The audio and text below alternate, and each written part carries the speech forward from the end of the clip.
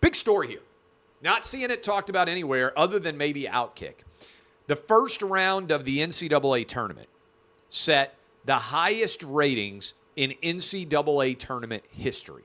That is, more people watched the first round of the NCAA tournament than have ever watched it before, my understanding. This is occurring at the same time that the NBA, for instance, in its All-Star game, set an all-time low for viewership. NBA ratings are tanking at the same time that college basketball ratings are setting all-time highs. How do you explain this?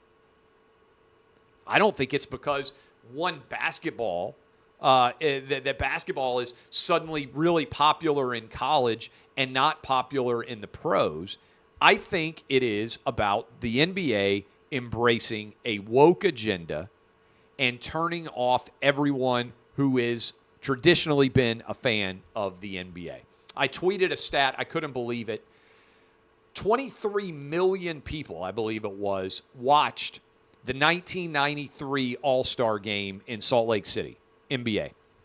Only 4 million, I think it was like 4.6 million, watched in this year's All-Star game being played in Salt Lake City.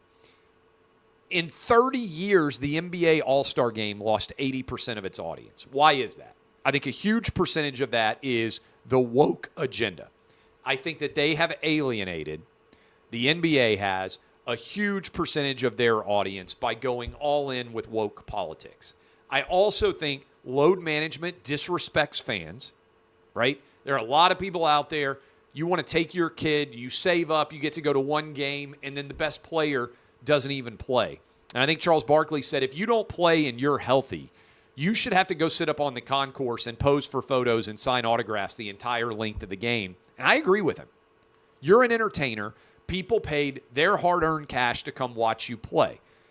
The NBA can't just allow all this load management best players to sit out. So I think it's woke sports. I think it's load management. I think it's the idea of players having no loyalty to franchises, right? If you think back to the 90s, everybody was trying to beat the Bulls. Even the Bulls were trying to beat the Pistons. There weren't these super teams where all the best players went and joined and they're jumping around. I think that hurts the NBA.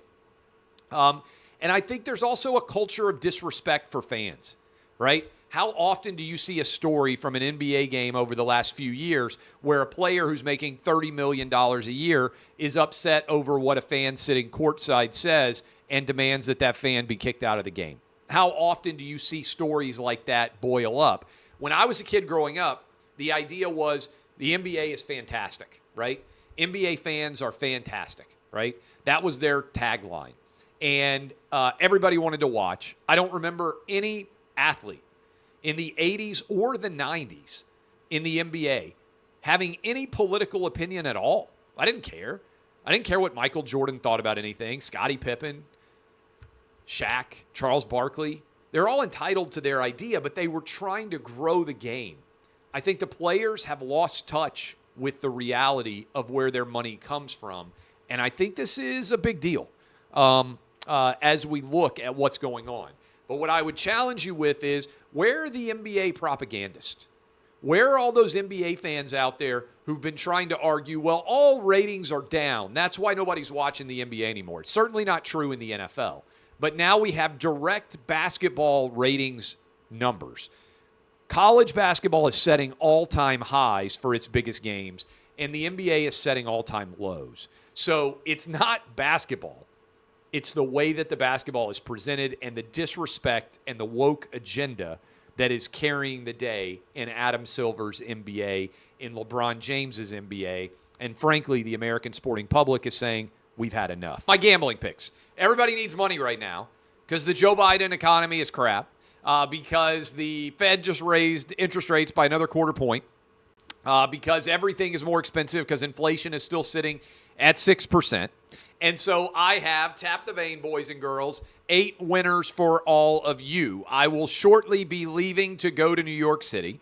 tomorrow, I guess, not shortly, in the next 24 hours, where I will be watching the games at Madison Square Garden. I'll be watching Michigan State as they take on Kansas State. I then will be watching Tennessee against FAU. And so I will begin there with the games that I will actually be attending. I've got Michigan State covering the 1.5 against Kansas State. Why? I love Tom Izzo in the tournament. Very few coaches are better than Tom Izzo. Time to prepare in the Sweet 16. The guy has been electric for 20-plus years as a head coach. I am all in on Izzo minus 1.5 against Kansas State. In the game between FAU and Tennessee, I'm on the under 130.5. Tennessee takes the game down into the mud. They play brutal basketball. They don't allow a lot of points to be scored. I think they will do the same to FAU. They will grind it out. One of the best under teams in the NCAA tournament has been the Vols. I think the under 130.5 is the play. I've got Arkansas plus the 4.5 points in their game. I like UCLA minus 1.5 against Gonzaga. These are the numbers that are out there as we are speaking right now. I like Alabama, San Diego State, the over 137.5. I like Miami plus 7.5 against Houston, Princeton plus 9.5 against Creighton, and Xavier plus 4.5 against Texas. I am taking quite a few underdogs in the stretch run of these games on Friday. Look forward to meeting some of you if you're going to be in Madison Square Garden on Thursday or Saturday. Hopefully, I will stay and go to the game Saturday as well. So there are my Sweet 16 picks as I get ready to head up to New York City.